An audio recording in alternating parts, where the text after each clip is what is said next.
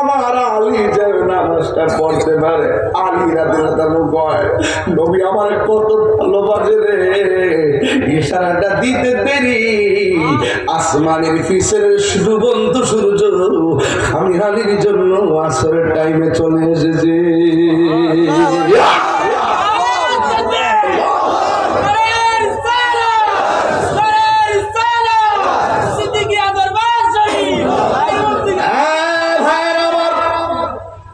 ওয়াজটা ফেলে দিয়ে যাবেন না আজকা।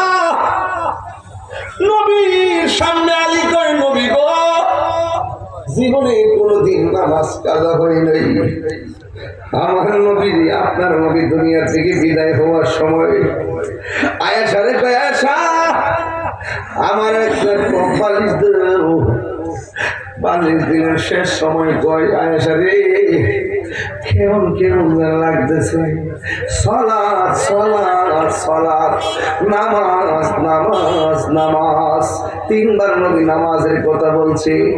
এই জন্য বাগদাদার রহমত সিদ্দিকের দরবারে বাবারা টাইমে টাইমে নামাজটা পড়ে নিয়েন।